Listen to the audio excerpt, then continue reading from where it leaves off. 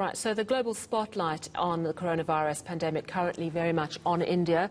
It has more than 20 million cases and counting, sadly. Global aid being rushed to the nation of 1.3 billion people. But it's also, of course, a very sobering reminder that this virus undergoes significant mutations. And, of course, concerns that the India-dominant variant may emerge here.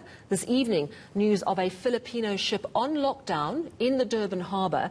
Now, that vessel sailed directly from India. It now has 14 crew who've tested positive for COVID-19. Also, of course, there was a traveller from India who's come back to South Africa and has tested positive. Well, someone at the forefront of monitoring how the virus is changing is Professor Tulio de Oliveira. He's the director and founder of KRISP, which is the KwaZulu-Natal Research and Innovation Sequencing Platform. They, of course, first identified that variant that pushed our second wave as high as it went. Prof, thank you so much for chatting to us. First of all, this ship in the Durban harbour that sailed directly from India, it's got 14 crew on board who are now positive for coronavirus. Are you going to be looking at their samples?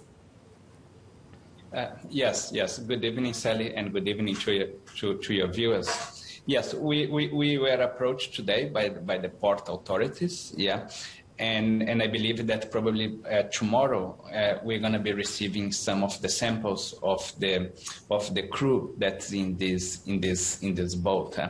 One thing that we know from boats, and many of your viewers may remember from the beginning of the pandemic, is that they are very good at infecting large number of individuals. In the case, it's not a touristic boat, so that's why a small number of individuals infected. And I believe that what South Africa has done is to keep the boat at bay and isolate it. But we're going to be receiving the samples, and we're going to be identifying which variants that individuals have been infected. All right. The other concern, of course, is the South African traveller who returned recently from India, tested positive for COVID. I understand you've been dealing with that sample as well. Have you been able to identify whether it is the variant dominant here or the variant dominant in India? Okay, so one thing that we do is it's this strengthening genomic surveillance, and at the moment with very specific focus at introduction of new variants in South Africa. At the moment there is a few cases of individuals that has with recent travel history to India that has tested positive in South Africa. And today, just a few minutes ago, we complete as part of the Network for Genomic Surveillance, to be more specific, fantastic work of our colleagues in Stellenbosch University. It completed the genome of the first individual that returned to South Africa from India. And quite interesting, what we found in that individual is not what they call the variant found in India, or the B.1617, but what we found is the 501V2. This means it is the variant that was first identified in South Africa. And what we can see very clear is that this variant that was first identified in South Africa is also co-circulating in India and has been reintroduced back in South Africa. And that's the effect of globalized international travel.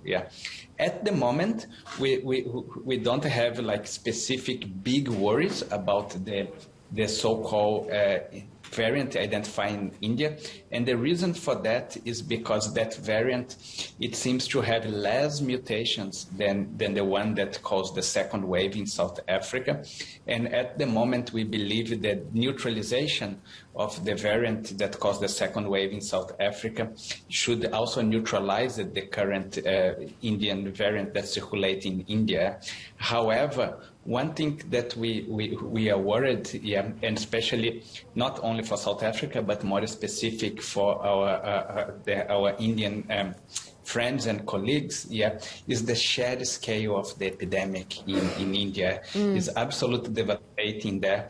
And one thing that because we also suffer a very big second wave, and sometimes what a country can do, like South Africa or the rest of the world with another country like India, is really be compassionate and try to help and not be aggressive. Sure. Because this happened to South Africa in the middle of our second wave.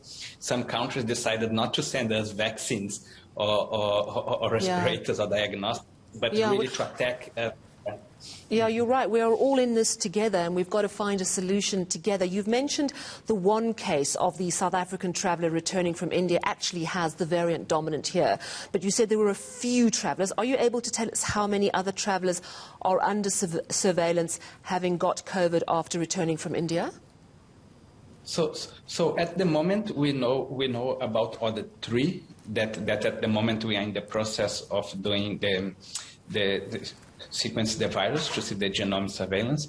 We also believe that these patients are currently in isolation with the objective.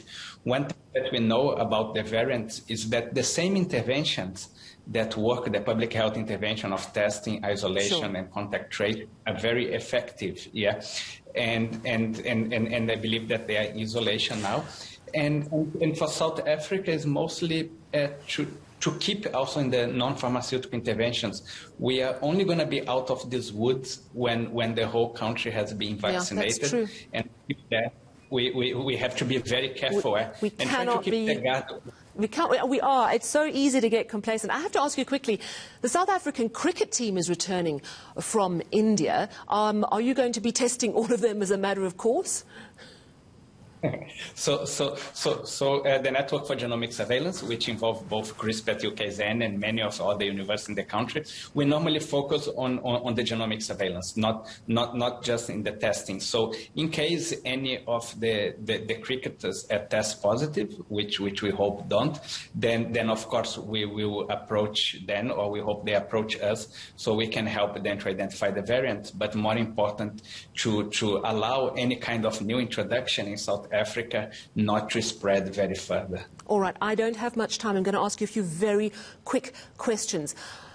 You mentioned that it looks likely that even if the India-dominant virus comes here, that the 501YV2 is actually more mutated, the one that's dominant here. So if you've had the version here, you might not be susceptible to the version there. Am I correct in that reading?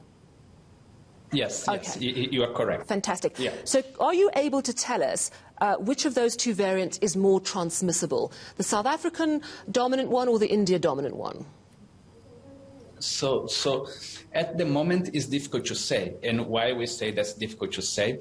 Because, for example, the variant discovered in South Africa, the 501V2, now it's circulating at close to 10% of the infections in India. Yeah.